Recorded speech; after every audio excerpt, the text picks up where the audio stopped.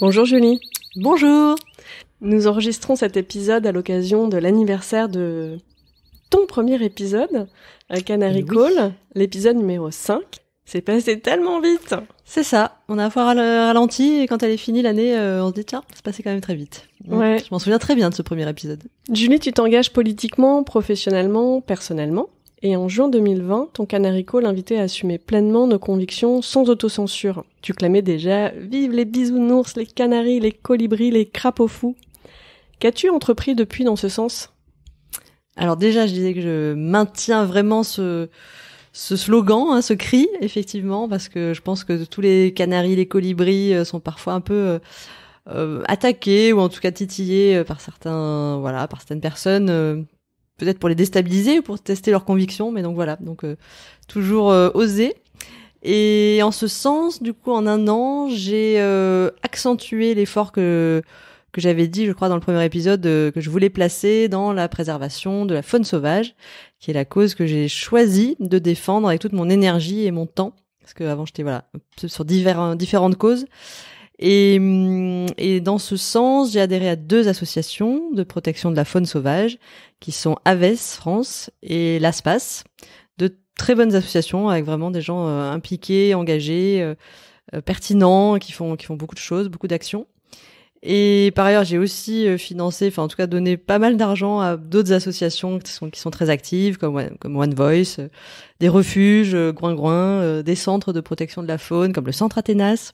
Je les cite comme ça, voilà, si ça vous intéresse, vous avez des très bons acteurs de la protection de la faune sauvage. Qu'est-ce que tu cherches à accomplir à travers ces partenariats, ces investissements ? Eh bien, tout simplement d'être avoir le plus d'impact possible. Donc, l'impact, je l'ai par l'aide que je leur apporte, et aussi par les contributions que je fais. Donc, pour le dire vite, il y a pas mal de consultations publiques en ce moment qui sont sur la chasse, beaucoup sur l'allongement de périodes de chasse ou l'autorisation de chasser certains animaux, comme les renards, les mouflons, les blaireaux, les perdrix. Enfin, il y a tout un tas d'animaux qui sont chassés en permanence toute l'année. Et les arrêtés de la préfecture qui autorisent ces chasses ou cette prolongation de chasse sont toujours soumis à consultation du public. Et aujourd'hui, les associations dans lesquelles je suis, notamment Aves, demandent qu'on se mobilise pour contrer ces arrêtés.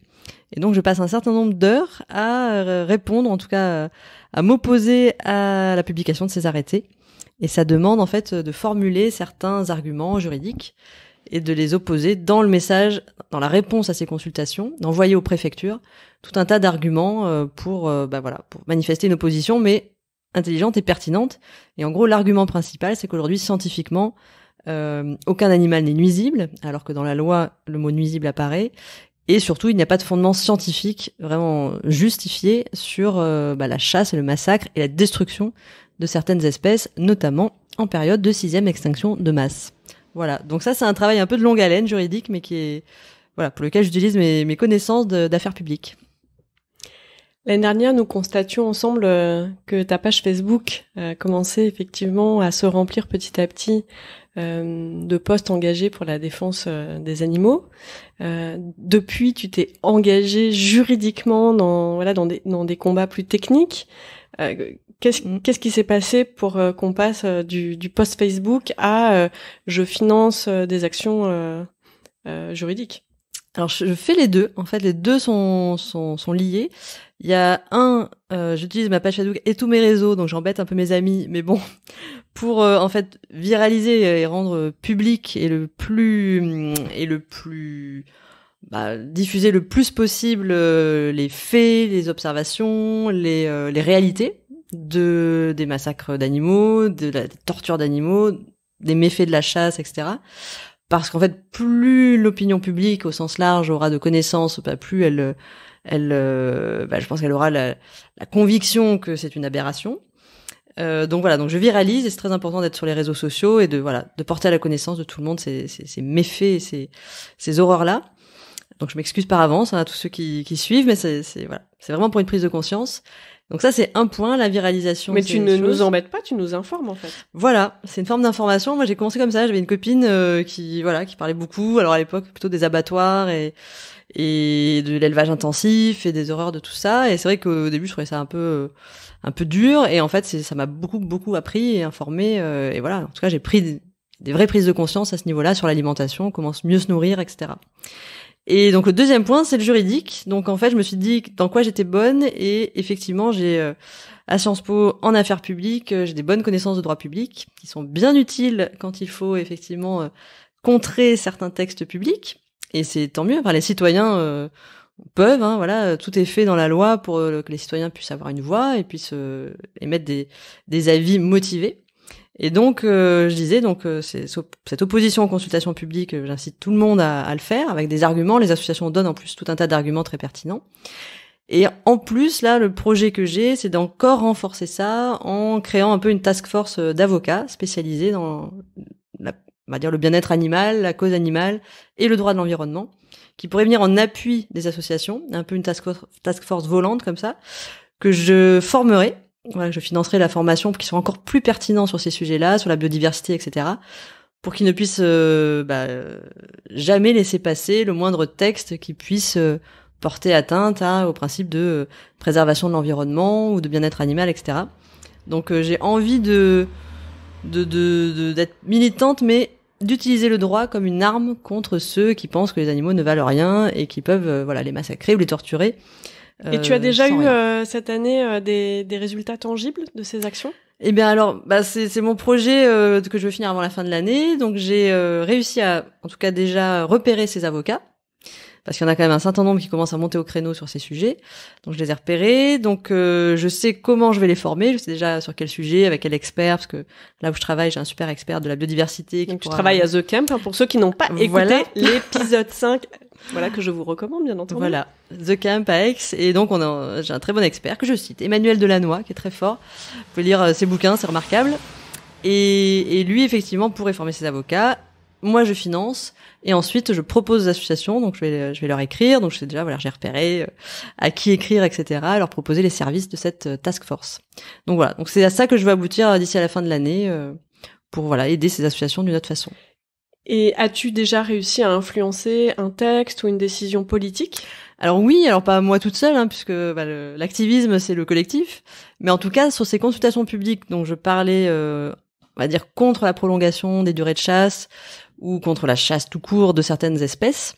En ce moment d'ailleurs notamment, parce que elles ont été assez récentes, il y en a plein. Enfin en tout cas il y a plein d'arrêtés qui ont été annulés.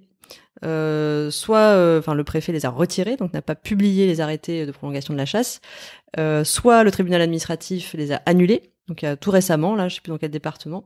Donc aujourd'hui, on voit que ces sujets c'est en train de bouger. Je pense quand même que la société est en train de bouger sur ces sujets, et finalement le droit vient un peu renforcer tout ça.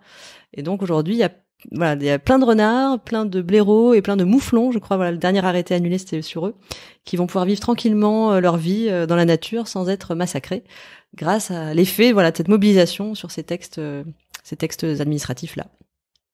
Le monde s'est mis en mode pause de manière à protéger des vies humaines pendant la crise du Covid. Et toi, tu t'investis là pour la protection de la vie animale. Est-ce que tu as justement un chiffre en tête à nous partager pour éveiller notre attention ? Oui, tout à fait. C'est vraiment parti de là, parce que il y a plein d'autres sujets sur lesquels j'étais mobilisée. Et puis effectivement, comme tu disais, je me suis investie en politique, plutôt pour une justice sociale. Donc j'étais très loin de la cause animale. Mais le confinement, je me suis dit, donc la planète entière, les gouvernements, tout le monde arrête tout, arrête l'économie, arrête tout pour préserver des vies humaines. C'est très bien. On peut en débattre, mais c'est très bien. Et je me suis dit, à côté de ça, l'extinction de masse qui est en cours, donc le chiffre qui est le plus effrayant, c'est donc plus de 60%, donc je crois que c'est 62% des mammifères ont disparu depuis moins de 50 ans.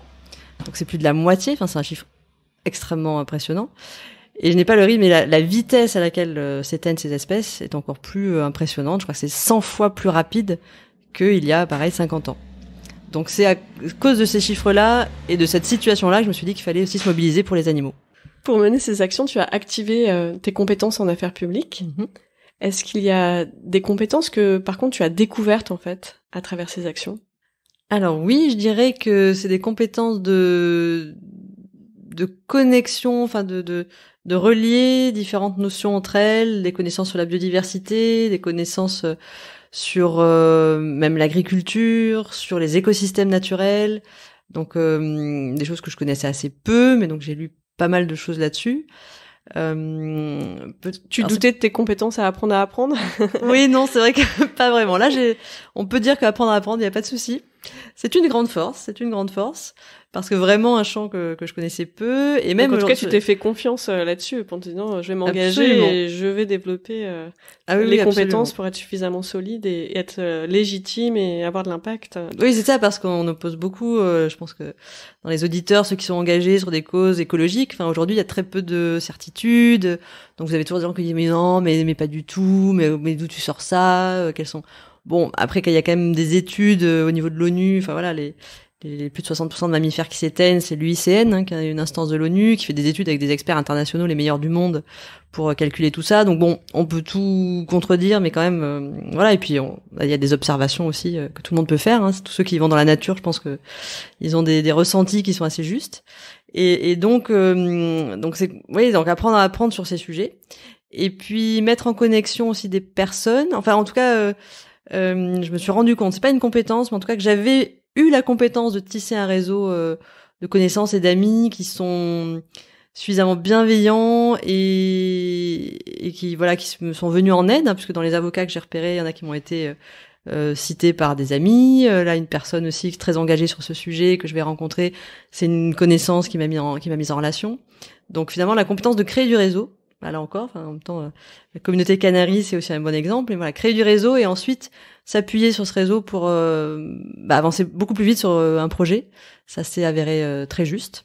Et enfin, dernière chose, mais je sais pas si c'est une compétence, mais oui, c'est la compétence de, je sais pas, la capacité, on va dire, à prendre du recul, qui est très importante dans ces sujets très émotionnels, donc qui peuvent vraiment, voilà, vous miner pendant un certain nombre d'heures. Donc, il faut savoir en sortir. Et se requinquer, se ressourcer et reprendre de l'énergie. Et ça, je pense que j'en parlais un petit peu d'ailleurs dans le premier épisode, mais je le redis, on se ressource aussi auprès des autres. Et en fait, quand vous êtes un peu en déprime parce que face à ce qui se passe dans le monde et votre impuissance relative, qui est justement qui est relative, mais parfois qui se ressent plus fortement, il faut aller parler à des personnes qui sont en pleine action aussi, engagées, militants, activistes, et qui font plein de choses, et à ce moment-là, vous remontez en énergie parce que vous voyez que vous n'êtes pas seul et qu'il y a des gens super qui font des trucs géniaux et qui obtiennent des résultats. Donc aujourd'hui, alors je cite aussi très bonne lecture, vous pouvez lire Baptiste Morisot, spécialiste du vivant, philosophe du vivant. C'est remarquable ce qu'il dit sur les liens entre les humains et tout le reste du vivant. Et il dit que quand on a des toutes petites victoires, c'est ça qui permet d'avancer plus vite. Donc voilà. Et donc moi j'en ai, donc je continue à avancer. Quand je t'entends, en plus tu es spécialiste de la formation continue, je me dis, est-ce que tu n'aurais pas développé la compétence de l'engagement? Et est-ce que ça s'apprend l'engagement? Parce que j'entends beaucoup de maturité par rapport à ce qu'on avait abordé ensemble il y a un an, où tu t'engageais et politiquement et personnellement et à travers ton travail, comme si tu cherchais le fil, et que là tu as ton fil, et aussi développer toutes ces facettes de l'engagement que tu mets dans un sens avec tous les volets, c'est-à-dire finalement la compétence juridique, la compétence scientifique, le fait d'apprendre à apprendre, de tisser un réseau, de se protéger soi-même, qui fait partie quand même des compétences très importantes dans tous les métiers engagés. Il faut l'avoir, oui. Donc est-ce que ça pourrait exister une formation pour apprendre à s'engager? Carrément. J'y pensais en plus il y a pas très longtemps, parce qu'effectivement à The Camp, tout début de The Camp, j'en avais parlé avec un collègue, on s'est dit on pourrait créer effectivement un laboratoire qui aiderait les activistes, enfin en tout cas les personnes à devenir des activistes, une sorte de formation à l'activisme. Et alors je sais que Make Sense fait des choses là-dessus, je sais pas ce qu'il y a dedans, mais effectivement je pense qu'il y a plein de clés et qui permettraient en plus à des personnes qui ont envie de s'engager de pas tomber dans les pièges, c'est-à-dire se fâcher avec tous ses amis, sa famille, vous n'êtes pas obligé. 2, effectivement, d'être trop meurtri émotionnellement quand ça devient très dur. Donc ça va remonter beaucoup plus vite que ceux qui n'ont pas les clés et qui mettent plus de temps. Et puis effectivement, après, moi, je crois beaucoup en la force du droit. Et j'y crois d'autant plus que je crois un peu moins à la politique aujourd'hui. Et je crois que je me suis orientée plus sur le juridique en me disant politiquement ça va être dur parce que c'est un milieu très très dur et c'est difficile de faire passer des choses parce qu'il y a des zones de pouvoir, etc. En revanche, le droit, je crois qu'aujourd'hui, et je crois qu'on en dise, c'est une arme incroyable. Il suffit d'être très vigilant, de lire, de s'informer. Et il y a beaucoup de choses dans les lois et les textes qu'on peut appliquer aujourd'hui et qui permettent d'obtenir des résultats sur des sujets environnementaux. Et quel est ton canary call en 2021 ? Donc en 2021, mon canary call serait de ne pas lâcher. Les années sont dures, effectivement, et puis moi, alors on est à une période où on déconfine, où, voilà, ça y est, on va sur les terrasses, on va boire, etc. Je faisais le constat que c'est un peu la victoire des extravertis, ça y est, les introvertis ont un peu une revanche parce qu'on a les introvertis, donc je pense faire partie, on a moins souffert, je pense, du confinement parce que voilà, on avait peut-être moins besoin d'être à l'extérieur, de voir beaucoup de monde, etc. Aujourd'hui, les extravertis, reprennent leur revanche. Mais je dirais qu'il faut pas peut-être, le call, c'est, n'oubliez pas d'autres causes, etc. Il faut s'amuser, etc. Mais il y a des sujets qui, moi, j'ai l'impression, restent très, très, très urgents et sur lesquels il faut travailler. Enfin voilà, la qualité de l'air, de l'eau, de ce qu'on mange et préserver ce qui nous entoure, à savoir, pour moi, voilà, les animaux qui font partie, de notre univers, qui doivent absolument être respectés. C'est des choses, voilà, j'aimerais pas que les gens oublient tout ça dans l'amusement, l'entertainment et tout ça. Mais bon, après, il faut faire un peu les deux. Donc de l'activisme introverti. Voilà, moi j'y crois beaucoup. Je crois que les introvertis, encore une fois, on voit beaucoup de gens devant de la scène. Il en faut, il faut des leaders, il faut des gens extrêmement porteurs, qui embarquent, qui ont du bagou, qui ont cette énergie vitale, etc. Je crois que les introvertis ont beaucoup de choses à faire dans des actions d'activistes. Parce que, encore une fois, juridiquement, c'est des armes incroyables. Écrire des courriers à des préfets, s'ils sont bien tournés avec tous les arguments, encore une fois, des associations, ça marche aussi. Participer à des enquêtes. Voilà, si vous n'avez pas envie d'être devant de la scène, il y a énormément de choses qu'on peut faire. Encore une fois, voilà, sur ce plan du droit et qui sont. Enfin, vous verrez. Enfin, je pense que si vous vous mettez à étudier le droit de l'environnement, etc., et que vous avez envie de vous battre là-dessus, vous verrez des résultats. Ah ben, tu prêches une convaincue, la pluridisciplinarité. Créons des équipes mixtes, introverties, extraverties. Absolument, exactement. Cerveau droit, cerveau gauche, c'est ça. Analytique, influenceur. Et ceux qui vont aller, sur le domaine de la chasse, il y a ceux qui vont avoir envie de détruire des miradors, et puis ceux qui vont écrire 12 courriers, mais avec l'appui d'arguments très précis à une préfecture. À l'aide d'avocats parfois, et voilà. Et les deux actions peuvent se comprendre et en tout cas porter une voix. Julie, tu participes régulièrement au moment commun de la communauté des Canaries, la communauté des invités du podcast. À qui aurais-tu envie de poser quelle question 1 an après? Alors, très bonne question. Alors, j'hésite. Je vais dire que j'aimerais poser cette question à Vincent Chanron. Est-ce que tu pourrais me dire quels ont été les moments qui ont été pour toi, les moments de basculement, de shift? Comment tu les as finalement repérés, a posteriori, j'imagine, hein. Mais finalement, si tu te regardes un petit peu dans ton parcours, voilà, quels ont été les moments de déclic et qu'est-ce qui les a générés? Des rencontres, des actions, des introspections, des lectures, etc. Quels sont ces moments clés dans ton parcours? Et l'autre question avec laquelle tu hésitais? Perrine Corvézier, parce que m'impressionne beaucoup, parce qu'elle a créé plusieurs entreprises, à chaque fois beaucoup d'initiatives. Et donc la question que je demanderai à Perrine Corvézier, c'est est-ce que tu penses que tu pourrais t'arrêter à une dernière entreprise et finir ta vie sur une dernière entreprise, ou est-ce que finalement tu as besoin de différents projets et que tu en créeras donc encore un certain nombre? Est-ce que tu penses être une serial entrepreneuse ou c'est juste que voilà, tu n'as pas encore trouvé l'ultime entreprise à créer? Merci pour ces questions. Pour conclure, quelle œuvre ou quel artiste a touché, inspiré récemment?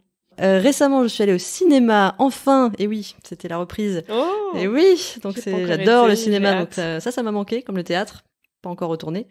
Donc, et je suis allée voir un beau film de Viggo Mortensen, dont je suis très très fan, sur tous les volets de son individualité, et film qui s'appelle Falling, sur les rapports d'un fils et de son père. Alors déjà, moi, les relations père-fils, je ne sais pas pourquoi, parce que je n'ai pas de frère, ça m'émeut beaucoup.